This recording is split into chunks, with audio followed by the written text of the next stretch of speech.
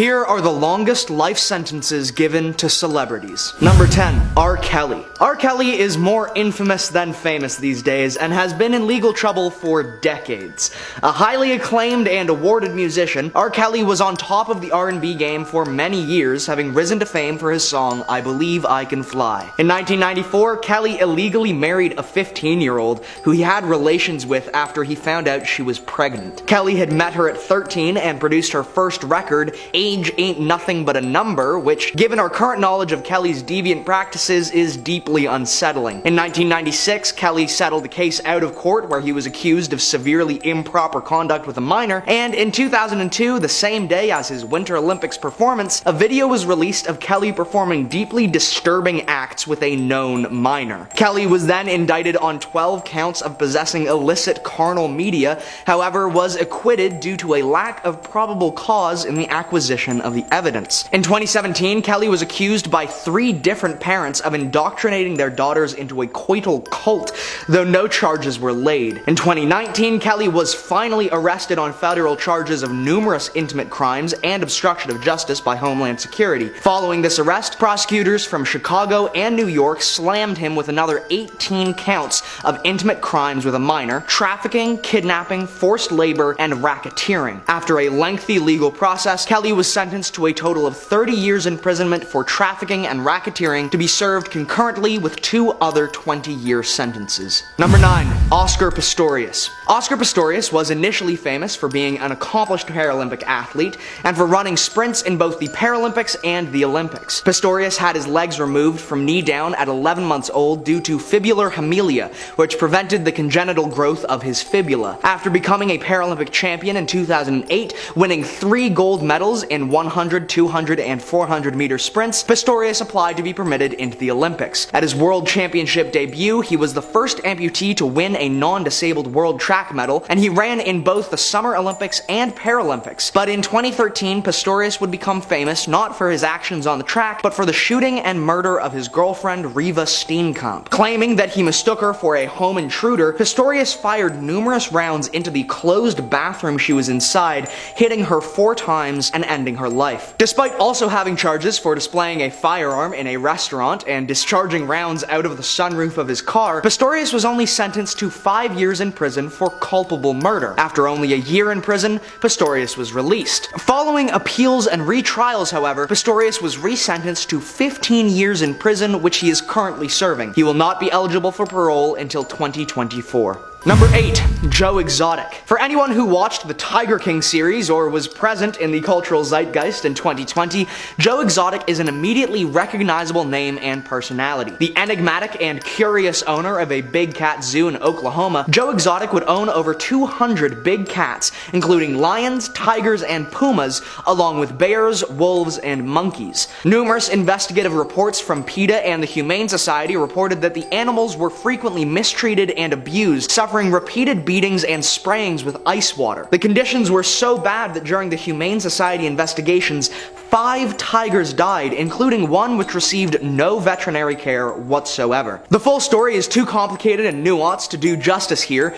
but over the years, Joe and a woman named Carol Baskins, who ran a big cat sanctuary, would begin feuding more and more heavily. Eventually, it got to the point where Joe actually hired 2 hitmen to end Carol's life as she was out for a run. He was investigated and apprehended by the FBI for the attempt to hire a hitman, and would be charged with 2 counts of murder for hire, 8 counts of the trade of prohibited exotic species, and 9 counts of violating the Endangered Species Act. For this, Joe was sentenced to 22 years in prison, though a later amendment would instead charge him with only 1 count of murder for hire and take off 1 year from his sentence. Number 7. Eric Naposki. Naposki was a professional football player in the NFL and World League of American Football from 1988 to 97. He played in 5 games over 2 seasons in the NFL, 4 games with the New England Patriots, and 1 game with the Indianapolis Colts. He then played 4 seasons in the WLAF with the Barcelona Barcelona Dragons, which won the World Bowl in his last season. If Naposki's career had ended there, most of us wouldn't know his name and he would live on in obscurity. But he's on this list, so there must be some reason for that. During his time between playing in the NFL and the WLAF, he met and was seduced by and started dating Nanette Johnston, who was living with and dating millionaire William McLaughlin. Naposki and Johnston fell in love and hatched a plan to get the sizable $2.5 million life insurance policy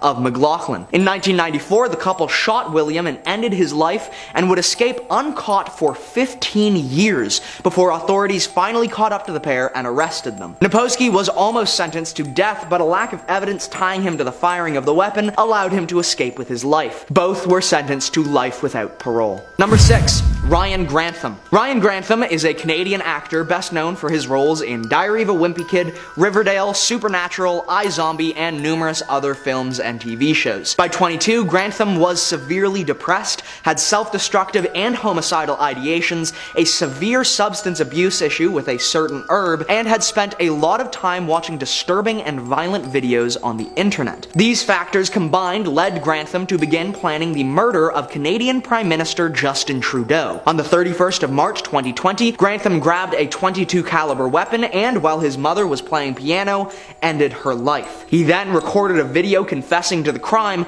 before loading his car up with weaponry and ammunition with a plan to drive from Squamish, BC to Ottawa, Ontario to attack PM Justin Trudeau. A trip of 4,500 kilometers which would take him a week. Before he got out of the province, however, he doubled back, deciding instead to attack Simon Fraser University, where he was enrolled. He had rationalized the murder of his mother as a way to spare her the pain of what he would do next. Later that night, after deciding not to attack his university, he instead handed himself in to police. Grantham was sentenced to life in prison with a possibility of parole after 14 years, and counselors say his progress and rehabilitation is encouraging. Number 5. Michael Jace. Michael Jace was a character actor who appeared in numerous TV and film projects, mostly with side roles or background characters, but also occasionally landing a big role, like his portrayal of Julian Lowe in the hit FX drama The Shield. As the roles became fewer and less well paid, Jace became angrier and more distrustful of his wife April. Along with his economic insecurity, he believed that April was cheating on him. When April confronted him and asked for a divorce, that was the last straw for Michael. He grabbed a weapon and, in front of their 2 sons, shot her through the leg. He then yelled,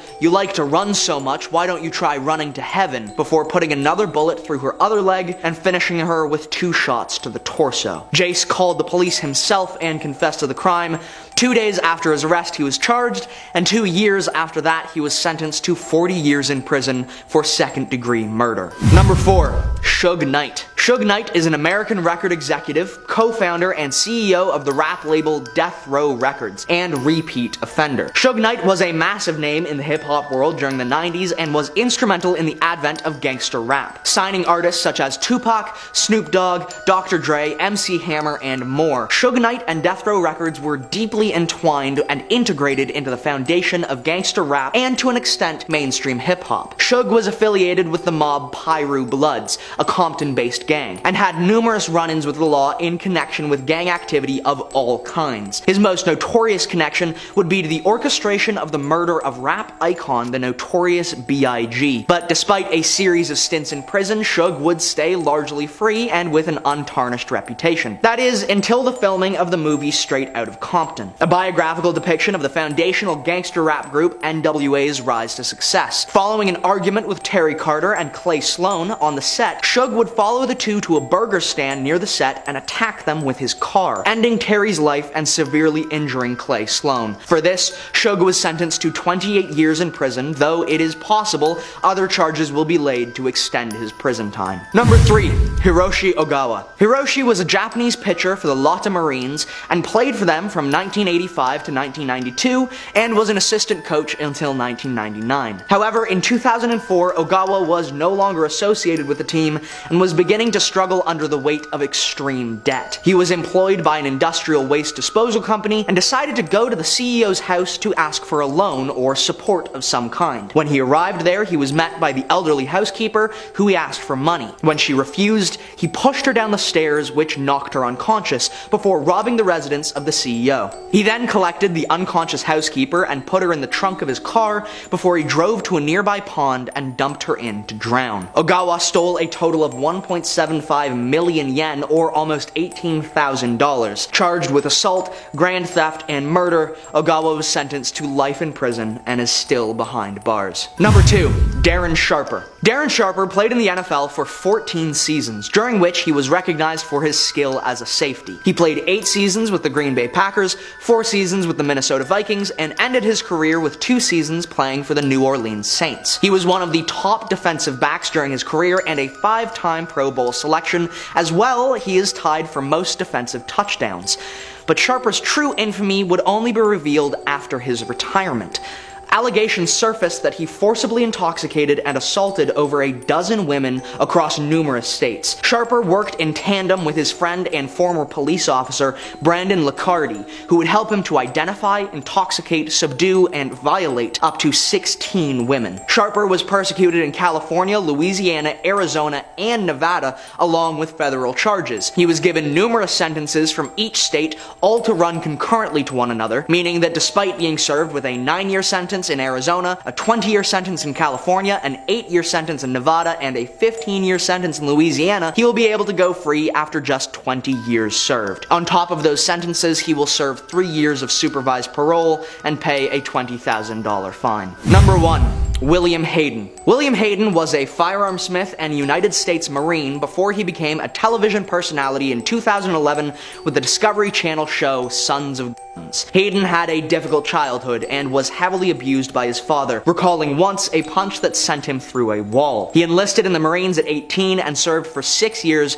before returning to civilian life. He started a construction and refrigeration company and ran a firearms smithing shop on the side, which would become the core of the Discovery Channel show. His show was cancelled after he was arrested and charged with indecent acts and aggravated crimes against nature against a juvenile. He claimed these allegations were fallacious, coming from his ex-girlfriend, who was the girl's mother, but after testimony of the victim, he was summarily found guilty. He was then charged with allegations from his eldest daughter that he had been abusive and indecently intimate 22 years before. For the 2 charges, he was sentenced to 2 life sentences running concurrently and a consecutive sentence of 40 years, ensuring he will die in prison. Those were the longest life sentences given to celebrities.